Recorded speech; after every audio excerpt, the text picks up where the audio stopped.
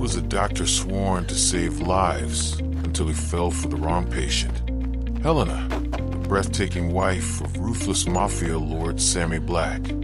One touch was forbidden. One kiss was deadly. But in a world ruled by power and secrets, can love survive when it belongs to another man's wife? Mandara's series, getting better every day. The first light of Portland bled silver across the Willamette, the river, a slow vein beneath the steel arches of the Hawthorne Bridge. Dr. Cole Dempsey ran its length with a pace so measured, so even. It might have been dictated by a metronome. Each stride was controlled, heel to midfoot, roll to the ball, his breath breaking in counts of 8, not a note out of place. A jogger coming the opposite way glanced twice, eyes catching on the familiar profile, the surgeon who had quietly inherited Silvershed Biotech, the reluctant billionaire who treated every mile like a problem to solve. Dempsey didn't return the look. His gaze stayed on the far bank, on the rain-slick span ahead. Late, a voice called, lilting, teasing. Joanne Park was waiting at the east end of the bridge, her dark hair twisted up and rain-streaked, her neon jacket a shard of brightness in the morning gray. She'd already finished her circuit. She always did. When he reached her, she stepped in close, laid 2 fingers on the side of his neck, and checked his pulse as though he were one of her patients. "You are running hotter than usual," she said, smiling with her whole face. Dempsey caught her hand, lowered it gently. "You're timing me again. Someone has to keep you honest." She leaned up, pressed a quick kiss against his mouth. It was warm, efficient, the kind of kiss that lived in the comfortable rhythm of their years together. They walked the rest of the way in step, damp air wrapping around them, the smell of wet asphalt and coffee drifting from the city beyond. Joanne's gait was brisk, her shoulders squared, every movement carrying that surgeon's neat precision. Dempsey's stride was looser, deceptively easy, though his spine held the posture of a man who carried both scalpels and empires. At the hospital later that morning, the white light of the ore cut across steel trays. Dempsey moved with deliberate grace, hand steady, voice low and sure. Joanne assisted on the case, quick and meticulous, and when a strand of her hair slipped from its knot, he tucked it back behind her ear with a gloved hand, an old habit he didn't think about anymore. They scrubbed out together. Joanne caught his reflection in the glass, eyes bright. 3 weeks, she said, drying her hands. "That's all. And then you come home, and we get married." "Right." Dempsey hesitated, just long enough for her to notice. Then he smiled, smooth as a scalpel through silk. "Right." That evening, the call came. The Silvershed Foundation wanted him in Monte Carlo for a temporary rotation at Clinique du Rocher, a jewel box hospital on the Riviera where the rich went to heal, and secrets traveled on silent shoes. Joanne's reaction was almost imperceptible, the smallest falter in her smile, the fractional tightening at her jaw before she recovered. She stepped forward, kissed him again, firmer this time, as though she were sealing something. "Go save people," she said. "Come back and marry me." Dempsey nodded, but the words settled heavy in his chest, as though someone else had already started writing the story without asking him first. That night, Dempsey drove them up into the West Hills, his electric Aston Martin's headlights cutting arcs across the rain-dark streets. The city stretched below them, bridges lit like jeweled clasps over the river, neon signs flickering through mist. Joanne leaned back in the leather seat, shoes off, bare feet tucked up, the picture of ease beside him. She reached for his hand as he shifted gears, fingers threading through his in a gesture so natural it felt like breathing. "You realize this is the last time you're leaving the country single," she said, teasing, her smile soft in the dim light. "When you come back, we'll have only weeks before the wedding. Your mother's already booked the orchestra." He let out a low laugh, the kind that rumbled in his chest but didn't quite reach his eyes. "An orchestra? You'd think we were staging an opera." "With your family's money, it might as well be." She turned, watching him, her gaze steady. But you'll still be you. Right. He tightened his hand on the wheel. I'll still be me. Later, in his penthouse overlooking the river, they stood by the window with glasses of wine. Joan leaned into him, her head against his shoulder, her breath warming the cotton of his shirt. She spoke of colors and flowers, of the ceremony, of the life they were building together. Dempsey nodded at the right moments, held her close, even kissed her hair when she laughed. And yet, beneath the quiet luxury, beneath the certainty in her voice, something inside him stilled, a silence he couldn't name, a hesitation that lived just behind his ribs. Joan didn't notice, or perhaps she chose not to. She slipped her engagement ring off, held it in her palm, and studied it in the light. We're close, Dempsey. So close. Her voice was bright, confident. She slid the ring back on, smiled up at him. Don't let anything come between us now. He bent, kissed her slow, deliberate, the kind of kiss that promised everything she wanted.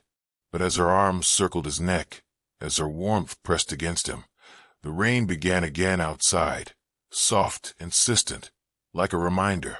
Cole closed his eyes, and for the first time, he wondered what it might feel like to come home to someone and not recognize the life waiting for him. Monte Carlo glittered beneath the wing of the jet like a spill of diamonds cast along the curve of the sea. From above, it was all excess, terraced villas, neon arcs, the roulette wheel of the harbor with its white yachts moored like trophies. Dr. Dempsey's gaze was steady as the aircraft descended, though the city below looked less like a destination and more like a stage set, waiting for someone else's play to begin. He carried only 2 bags, each packed with surgical precision.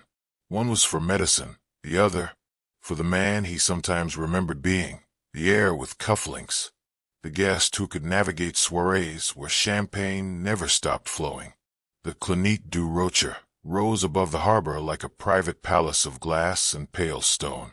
Inside, the air was faint with sea salt overlaid by antiseptic, as though even the Mediterranean couldn't quite wash away the scent of sickness. The corridors hushed at his passage, nurses in white nodding, orderlies stepping aside. Dempsey walked with the measured pace of someone who belonged anywhere, shoulders back, gaze level, his presence enough to part crowds without a word. The director, a slender man with silver temples and an accent polished by Geneva schools, greeted him with practiced warmth. Dr. Dempsey, your reputation precedes you, and of course a smile, your foundation's generosity. Dempsey inclined his head, neither encouraging nor discouraging the remark. He accepted the orientation folder, asked questions in clipped tones about the critical cases, the surgical capacity, the rotation schedules. But when the director spoke of the private wing, the hush-hushed suite reserved for special circumstances, Cole's attention sharpened. The words were smooth, rehearsed, but his instincts caught the undercurrent. A patient so wealthy or dangerous that discretion outweighed protocol. A patient who demanded a doctor who wouldn't ask more than necessary. Later, as he walked the private corridor for the first time, he noted the details others might miss. The camera half concealed behind a wall sconce, the guard stationed as maintenance by the stairwell, the way the nurse's chatter dropped a register as they passed room 714. He paused there. The blinds were drawn. A vase of white lilies sat just inside the window, their scent faint but insistent, masking something sharper. Sterile supplies, perhaps, or the copper trace of fear. Through the half-open door, he glimpsed her. A woman lay still beneath hospital linen, skin pale against the sheets. Her red-gold hair fanned across the pillow like a spill of fire, muted by shadows. The monitor ticked a steady rhythm at her side, but it was her face that held him, a mouth softened in sleep, lashes dark against her cheeks, the fragile strength of someone who looked as though she had fought to keep breathing. Dempsey's hand tightened on the clipboard he carried. Something in him shifted, a quiet recognition without a name. He stood a moment longer than necessary, then moved on, telling himself it was nothing more than professional interest. But even as he walked away, he was aware of the subtle weight of her presence, like a chord struck low and sustained, waiting to resolve. The clinic slept beneath a quilt of silence. Corridors hushed save for the hum of machines and the faint sigh of the sea beyond the windows. Midnight at Clinique du Rocher was an hour Dempsey had always favored, the hour of truth, when masks slipped and medicine was stripped to its essentials. His stride was soundless on the polished floors. White coat buttoned, clipboard in hand, he moved like a shadow trained to heal, his motions efficient but unhurried. At each door he paused, adjusted drips, checked vitals, left behind the scent of soap and steady authority. At room 714, he lingered. The blinds remained drawn, lilies wilting in their vase, monitors tracing unremarkable rhythms. The woman, Helena Vitali, her file had whispered, lay still, eyes closed, the rise and fall of her chest almost too delicate to disturb the air. He adjusted the saline line, checked her chart against his notes. Then, suddenly, her eyes opened. Not a slow flutter, not the heavy blink of a patient roused. They snapped wide, sharp, lucid, as if she had been waiting. Their color startled him, green-edged and gold, fierce and knowing. Before he could speak, she moved. A sudden, fluid rise from the pillows, muscles trembling but determined. Her fingers curled into the front of his coat, pulling him down, her strength desperate but precise. Her lips found his. The kiss was not weak, not tentative. It was deep, urgent, a shock of heat against the cool precision of his night. He froze, one hand hovering inches from her shoulder, pulse hammering like a drum in his ears. Then she broke it, resting her forehead against his, her breath quick and uneven. "You're the only one who can help me," she whispered, voice raw silk. Dempsey swallowed hard, steadying himself, though the echo of her mouth still burned. "You shouldn't be awake." His tone was calm, practiced, but his hands betrayed him, fingers flexing as though they needed something to hold. Her eyes shimmered with urgency. "I don't have time to pretend. Listen to me." And then, in quick, fevered fragments, her secret spilled. Her name, Helena Vitali, daughter of a man whose debts ran in blood, not currency. Promised to Sammy Black, a Mafia lord whose name carried a chill even across oceans. A betrothal not of love, but of payment for her father's failed deal. A cage she could not escape, until now. Her grip on his coat tightened. "I need to leave this city. I need to leave him. And you." Her gaze pinned him, fierce and pleading. "You're the only one who knows. The only one who can save me." Dempsey stepped back, forcing distance, recentering his posture. His feet set shoulder-width, hands clasped behind his back in the stance he used to control tremors in the oar. His voice was steady, though his chest still burned. "No more kisses while you're my patient." But when her lips parted in a faint, incredulous smile, he didn't walk away. He held her gaze, silent, feeling the weight of her confession settle like a scalpel in his hand. Somewhere in the quiet, a truth sharpened. If he helped her, his life would never remain his own. And yet, he didn't turn. Not yet. The first night, her kiss had been a shock, a collision of desperation and fire. She'd whispered only fragments, "Help me. I need to leave." Dempsey had steadied her, drawn boundaries, then slipped away with his pulse still thrumming beneath his skin. He told himself not to return at midnight, that boundaries mattered, that she was a patient. And yet, the next night found him outside room 714 again. The lilies had wilted further. A faint salt breeze stirred the curtains left ajar. Helena lay as though nothing had passed between them, her face serene in the half-light. But when he stepped closer, her eyes opened again, slowly this time, lids heavy, gaze clear. "You came back," she murmured. Her voice carried the warmth of someone who had been waiting. He exhaled through his nose, deliberately even. I make rounds every night. Her lips curved, the smallest tease. Not like this. For a long moment, he stood silent, clipboard tucked against his hip, shoulders straight, as if still in an operating theater. But when she shifted, patting the edge of the bed beside her, something in his resolve fractured. Against his better judgment, he sat.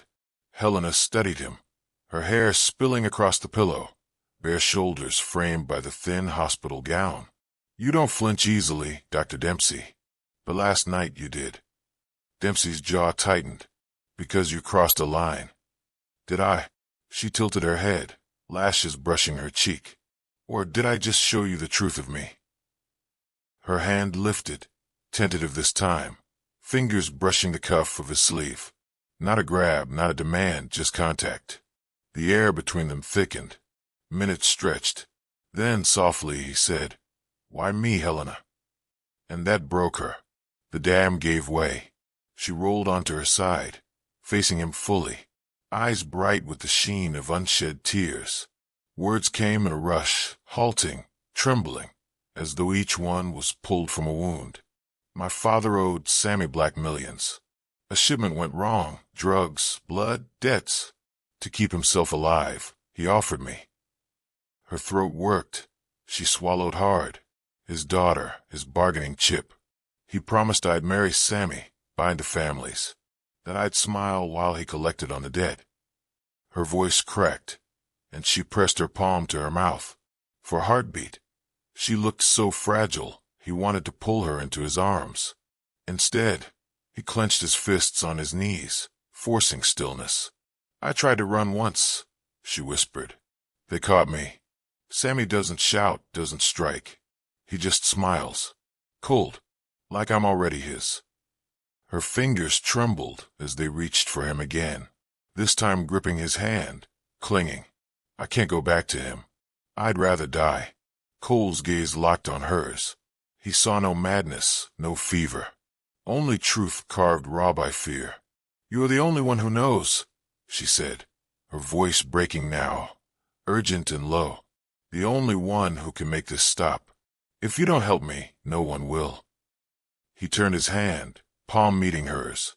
His touch was steady, the grip of a man who had steadied many at the edge of life. His voice was quiet but edged in steel. If I do this, Helena, if I help you, there's no going back for either of us. Her eyes widened, a glimmer of hope piercing the fear. Then don't go back. The room was silent but for the steady rhythm of the heart monitor. Hers, his, both beating faster than the machine could catch. Dempsey leaned closer, just enough that she could feel his breath when he said, Tomorrow night, you'll tell me everything. Every name. Every detail. And then, I'll decide how far I'm willing to go. Helena closed her eyes, a single tear tracing down into her hairline. She nodded, lips parting on a shaky breath. Tomorrow, then. He kissed her deeply once more, then rose, straightening his coat and finding his surgeon's composure again. But as he stepped toward the door, her voice caught him, soft, fragile, a plea in the dark. Dempsey, thank you for coming back. He paused, hand on the doorframe. He didn't answer, but his silence carried a weight that felt like the beginning of something irreversible. The next night, the silence between them was different. Less brittle, less guarded. Helena was sitting upright when Cole entered, her hair brushed smooth, her face alight with a tentative glow that had nothing to do with health. She had asked the nurse for a real blanket, not the hospital's scratchy wool. It draped across her shoulders like a shawl, softening her sharp edges. You kept your word, she whispered as he stepped inside. Cole closed the door behind him, his posture straight, movements deliberate, the clipboard a shield he didn't use. He should have asked about her vitals, adjusted her drip, checked her chart. Instead, he sat at the edge of her bed again. Her hand found his warm, slender fingers twining with his larger, steadier ones. He didn't pull away this time.